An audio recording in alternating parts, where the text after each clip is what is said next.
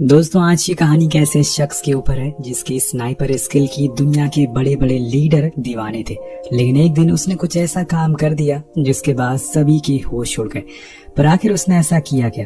कहानी शुरू होती है जगह है सीरिया, जहां हम कुछ आतंकवादियों को देखते हैं जिन्होंने 7 अमेरिकन रिपोर्टर को बंदी बना लिया है और वो आज उन्हें मारने वाले हैं। लेकिन ये खबर अमेरिका को लग गई है और इसीलिए उन्होंने उसी जगह पर अपने कुछ होनहार स्नाइपर पहले से बैठा रखे हैं। अब वो ग्रुप सभी का वीडियो रिकॉर्ड करता है पहले, जिसके बाद वो एक बच्चे को बुलाते हैं और उन सभी को मारने के लिए। लेकिन तभी एक सोल्जर मिलर एमिंग करना शुरू कर देता है, पर बच्चे को देखकर वो रुक जाता है और बकेट को कहता है कि तुम शूट करो। लेकिन उसका निशाना भी चूक जाता है उस बच्चे की वजह से, क्योंकि वो किसी मासूम को मारना नहीं चाहता था। और इसी चक्कर में वो आतंकवादी चौकन्ना हो जाते हैं और एक रिपोर्टर को मार देते हैं। पर तब तक बेस से हेलीकॉप्टर को भेजा जाता है जो कुछ ही पलों में वहां पहुंच जाता है और अंधाधुंध गोलियां बरसाना शुरू कर देता है, जिससे एक एक करके सभी आतंकवादी मारे जाते हैं। पर एक आतंकवादी बच्चे को लेकर भागने लगता है कार से। लेकिन ये अमेरिकन के लिए एक बाएं हाथ का खेल था। वो अपना एक ड्रोन उसके पीछे लगा देते हैं और कुछ ही देर में वो उस कार को पूरी तरह से उड़ा देता है, जिससे ये पूरा मिशन सक्सेसफुल होता है। वो उन रिपोर्टर को भी बचा लेते हैं और आखिर में मिलर बकेट को आकर समझाता है कि अगर हमें ऑर्डर मिले हैं तो हमें गोली चलानी पड़ती है, चाहे सामने कोई भी हो। वो माफी मांगता है और कहता है कि आगे से ऐसा कुछ नहीं होगा। अब सीन शिफ्ट होकर पहुंचता है इस्तांबुल, जहां पर हम सारे स्नाइपर टीम के मेंबर को पार्टी करते हुए देखते हैं। लेकिन बकेट वहां से उठकर बाहर आ जाता है और लड़की से मिलता है। उस लड़की को बकेट के बारे में सब कुछ पता था, लेकिन कैसे ये तो उसे भी नहीं पता था। लेकिन वो लड़की उसे उसके पिछले मिशन के लिए कांग्रेचुलेट करती है। इसी दौरान हम दूसरी एक स्नाइपर को देखते हैं जो टर्की की सबसे ऊंची जगह पर जाकर अपना सेटअप करता है, और वो एम किसी और पे नहीं बल्कि बकेट पर ही लगा रहा था। मतलब वो उसे मारने के लिए तैयार बैठा है। लेकिन सही समय पर वहाँ ब्रिडल नाम का आदमी आता है जो स्नाइपर को मार देता है और इससे बकेट की जान जाते जाते बचती है। पर आखिर वो शख्स बकेट को क्यों मारना चाहता है, यही जानने के लिए ब्रिडविल फौरन उसी समय बकेट को कॉल करता है और उसे मिलने के लिए बुलाता है। वो उसे बताता है कि तुम्हें ऐसे खुले में नहीं घूमना चाहिए, क्योंकि मैंने अभी एक अनजान शख्स को मारा है, वो तुम पर एम करके बैठा था। अब ये बात उसे हैरान कर देती है। इसके बाद वो उसे पिछले मिशन के बारे में पूछता है कि वहाँ क्या हुआ था। वो बताता है कि उन आतंकवादियों के बीच में उसे एक बच्चा दिख गया, जिस वजह से उसने गोली नहीं चलाई। तो ब्लेडविल उसे समझाता है कि हम लोग एक अच्छे इंसान हैं, लेकिन जब बात काम की आती है तो हमें सिर्फ ऑर्डर फॉलो करने हैं, चाहे सामने कोई भी हो, जैसे कि मिलन ने तुमसे कहा था। इसके बाद अब सभी एक बार फिर से असेंबल होते हैं, क्योंकि इन्हें जनरल ने बुलाया है इनको अगले मिशन पर भेजने के लिए, जहाँ पर हम उस लड़की को भी देखते हैं जिससे हमें कुछ देर पहले बकेट के साथ रेस्टोरेंट के बाहर देखा था। तो वो लड़की असल में दोस्तों मिशन की इंचार्ज होती है और इसके अंडर ही ये लोग काम करने वाले हैं। इनका अगला मिशन है एक ऑयल रिफाइनरी को आतंकवादियों के ग्रुप से कंट्रोल से छुड़वाना और उसके ओनर को रेस्क्यू करना। अब ये कैसे करेंगे ये आपको कुछ ही देर में पता चल जाएगा। पूरी टीम जॉर्जिया पहुंचती है, जहां पर उन्हें उसी ऑयल फैक्ट्री के इर्द गिर्द रहना है और उसका मालिक, जिसका नाम किलियन है, किसी भी हालत में उसे प्रोटेक्ट करना है। अब स्लैटर, जो कि इनका इंचार्ज है, सभी को प्लान समझाती है। वो और उसकी टीम बेस पर ही रहेंगे और ड्रोन से उन सभी के ऊपर नजर रखेंगे और तुम लोगों को किलियन को प्रोटेक्ट करना है। अगर हमें ऐसा नहीं किया तो आतंकवादी उस ऑयल फैक्ट्री के आसपास रहकर मासूम लोगों को मारते रहेंगे और फैक्ट्री को पूरी तरह से कंट्रोल कर लेंगे, जिससे कि वो और तबाही मचा सकते हैं। अब इसी बीच हम किलियन को देखते हैं जो अपनी सिक्योरिटी के साथ फैक्ट्री जा रहा था। लेकिन उसी दौरान बकेट की टीम को दूर एक फ्लैश लाइट दिखती है और उसी समय आकर एक गोली किलियन के आगे वाले कार्ड को लगती है, जिससे कि उनकी कार पलट जाती है और कोई लगातार इन पर स्नाइपर से गोलियां चला रहा था। सभी गार्ड फौरन बाहर आते हैं और किलियन को प्रोटेक्ट करने लगते हैं। पर गाजा, जो कि आतंकवादियों का हेड है, वो अपने स्नाइपर के साथ एक सेफ जगह पर बैठा हुआ था और वो अब लगातार शूट कर रहा था और उसे देखकर ऐसा लग रहा था कि जैसे उन सभी को बकेट के और उसके लोगों की लोकेशन के बारे में पहले से ही मालूम है। इसलिए वो अंधाधुंध गोलियां बरसाना शुरू करते हैं, जिसमें इनके एक साथी भी मारा जाता है। इतनी देर में बकेट बेस पर इस चीज की जानकारी दे देता है। वो फौरन उस जगह एक ड्रोन भेजते हैं जो उस जगह को पूरी तरह से तबाह कर देता है और तब जाकर गोलीबारी बंद होती है। कुछ समय के बाद सभी लोग उस जगह पर जाते हैं, लेकिन वहाँ कोई भी लाश नहीं थी, जिससे उन्हें लगता है कि शायद दुश्मन भाग गए हो। लेकिन उनका एक साथी इसमें मारा जाता है और वो किलियन को भी बचा लेते, लेकिन उसकी हालत बहुत खराब हो गई थी। अब बेस पर आने पर बकेट कमांडर के ऊपर बहुत गुस्सा हो जाता है और उससे कहता है कि आपने हमें पूरी जानकारी नहीं दी थी। हमें बताया गया था कि वहाँ बहुत ही कम लोग होंगे, पर वहाँ से कई गुना ज्यादा लोग थे और उनके पास स्नाइपर और बहुत सारे हथियार भी थे। अब यहाँ तक वो ये भी बोल देता है कि मुझे पूरा यकीन है कि हमारे इस ग्रुप में कोई ना कोई उनसे मिला हुआ है और इसीलिए उन्हें हमारी पूरी जानकारी थी और इसी का फायदा उन लोगों ने उठा लिया। अब उसके इस बर्ताव की वजह से उसकी पोस्टिंग कहीं और कर दी जाती है, वो भी एक ऐसी जगह पर जहाँ किसी इंसान का सरवाइव कर पाना बहुत ही मुश्किल था। उस जगह का नाम था ग्रैंड कुसास माउंटेन और उसे वहाँ बिछ रही पाइपलाइन को मॉनिटर करना था ताकि कोई भी अनहोनी ना हो। वहीं उसे एक साजिद नाम का लोकल आदमी मिलता है जो उसे पहाड़ की ऊंचाई पर ले जाता है जहाँ एक लोकल बार था। वो वहाँ उसे समझाता है कि कुछ भी हो जाए यहाँ इंग्लिश मत बोलना क्योंकि यहाँ पे लोगों को अमेरिकन से सख्त नफरत है।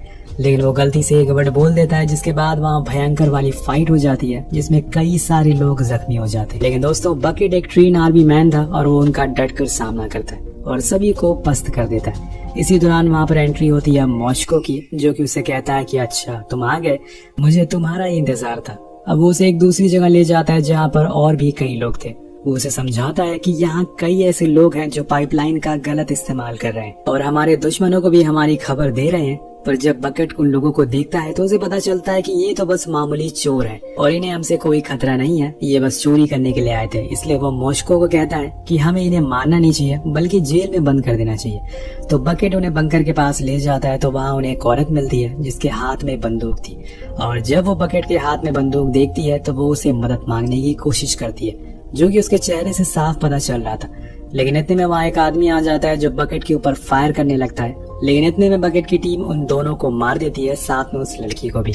लेकिन ये चीज बकेट को पसंद नहीं आती क्योंकि उसका एक वसूल है, वो अपनी जिंदगी में कभी भी औरतों और बच्चों को नहीं मारेगा और इन्हीं वजहों से वो आज शायद यहाँ पर मौजूद है। और तभी वहाँ पर मॉस्को आता है और उसे ऐसा परेशान देखकर इसकी वजह पूछता है। वो उसे यही बात बताता है कि यहाँ पर तो वो उसे वही बात बताता है कि वो बच्चों को मार नहीं सकता। तो यहाँ मॉस्को बताता है कि तुम्हारी तरह मेरा भी एक वसूल था, लेकिन एक दिन जब मैं भी कुछ इस तरह के मिशन पर था, मेरी जिम्मेदारी थी कि मैं अपने बेस पर नजर रखूं क्योंकि मैं एक स्नाइपर था। उसी समय मैंने एक बच्चे को देखा जिसने अपनी जैकेट में कुछ छुपा रखा था। मुझे लगा शायद वो कुछ खाने का सामान हो सकता है, तभी वो इतना छुपा कर ला रहा है ताकि वो खाना खराब ना हो और इसीलिए मैंने उस पर शक नहीं किया। लेकिन यही मैंने सबसे बड़ी गलती कर दी और अपने 300 सैनिकों को खो दिया। उसने अपनी जैकेट में असल में बॉम्ब छुपाया हुआ था जो बेस तक ले गया और उसे फोड़ दिया। उसने ये खुद तो नहीं किया होगा, लेकिन अगर मैं उसको वहीं मार देता तो आज मेरे साथ ही जिंदा होते। अब ये बात तुम्हारे लिए एक सीख है क्योंकि तुम भी मेरी तरह ही हो, पर भूलना मत हमारे ऊपर लाखों लोगों की जिम्मेदारियां हैं और उसे हमें निभाना है। कुछ देर के बाद उसके पास मिलर का कॉल आता है जो उसे बताता है कि जो मिशन पर हमने आखिरी बार उस पहाड़ पर किया था, जिस आदमी को तुमने मारा था, वो असल में गाजा का कजन था। वो अभी भी जिंदा है और यहाँ गाजा अभी भी जिंदा है, इसलिए हमें कैसे भी करके उसे पकड़ना है। इसलिए हमने वो मिशन कंटिन्यू कर दिया और हेडक्वार्टर से ऑर्डर आया है कि तुम्हें वापस बुला लिया जाए, इसलिए तुम फौरन यहाँ पर आ जाओ। तो बकेट फौरन अपना सामान पैक करता है और निकल जाता है अपने साथियों की ओर, जहाँ उसे अपनी पुरानी टीम मिल जाती है जो उसे पूरा प्लान बताती है। जिसके बाद ये लोग उस जगह के आसपास चारों ओर असला बारूद फिट करना शुरू कर देते हैं ताकि अगर कोई भी यहाँ से भागना चाहे तो उन्हें मार सके। तभी थोड़ी दूरी पर हम देखते हैं कि एक कॉटेज जहाँ पर कुछ आतंकवादी छुपे हुए हैं और उन्होंने इनके लोगों को भी कैद करके रखा हुआ है, इसलिए फौरन अपनी पोजीशन ले लेते हैं और फिर धीरे धीरे करके आगे बढ़ते हैं। लेकिन एक समय आता है जब बकेट की टीम वाले कम होने लगते हैं, वो सभी मारे जा रहे थे। तब यहाँ बकेट अपना कमाल दिखाता है और बिल्कुल सटीक निशाना लगाता है जिससे कि वो सभी दुश्मन एक एक करके मरना शुरू हो जाते हैं। पर बकेट की टीम के लोग अब कॉम्बैट फाइट करना शुरू कर देते हैं और इतने में इन्होंने जितने भी बॉम्ब फिक्स करे थे वो फोड़ देते हैं, जिससे कि दुश्मन के कई साथी मारे जाते हैं। लेकिन अभी लड़ाई खत्म नहीं हुई थी और बकेट के कई लोग उस कॉटेज पे जाकर फंस गए थे, इसलिए अब यहाँ से बकेट उन सभी पर निशाना लगाता है। वो एक एक करके उन्हें मारना शुरू करता है, लेकिन उन्होंने उसके हेड यानी कि टीम के लीडर को बंदी बना लिया था।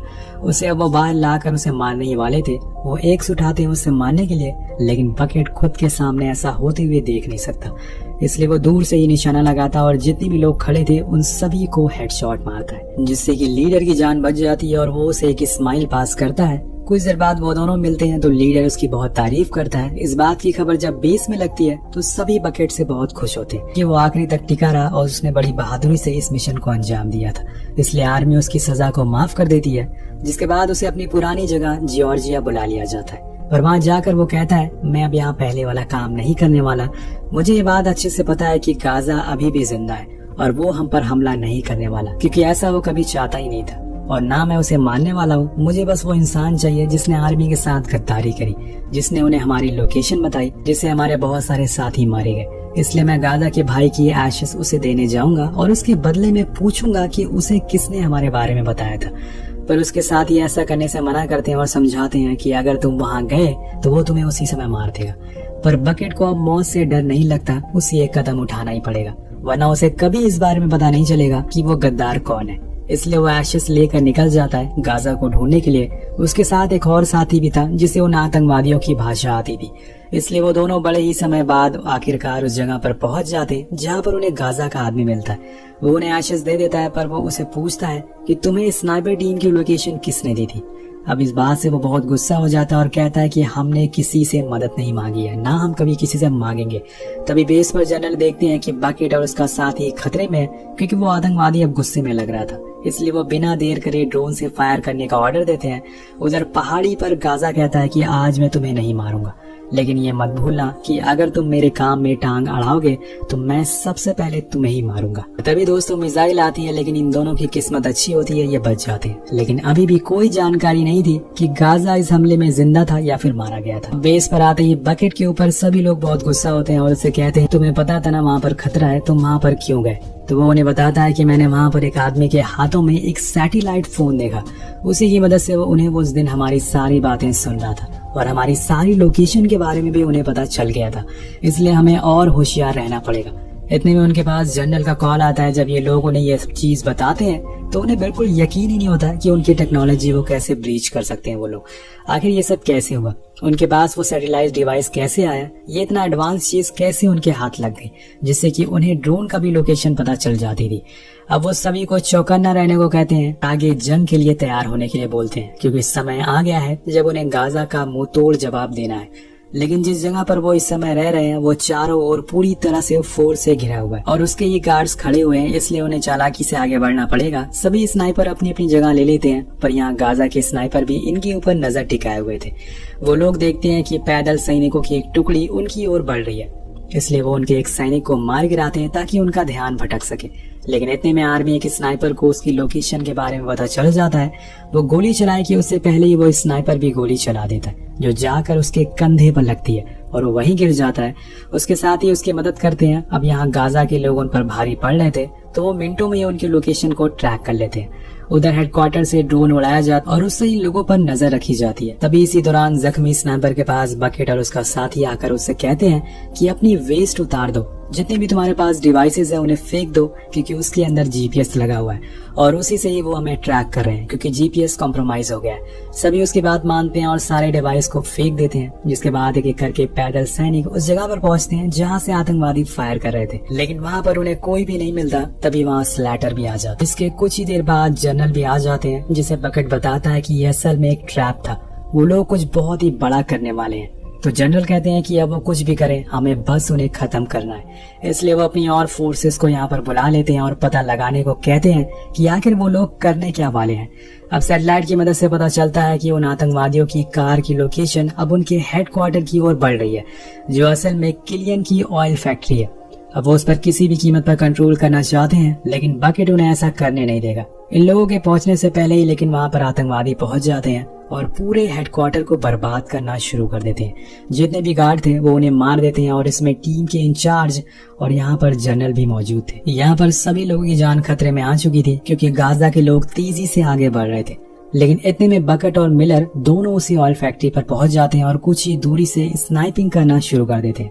लेकिन गाजा का एम बहुत ही सटीक होता है, वो एक एक करके इनके सभी लोगों को मार रहा था। तब मिलर एक आइडिया देता है, वो मिरर को फ्लैश करना शुरू कर देता है, जिससे कि वो थोड़ी देर के लिए ब्लाइंड हो जाए।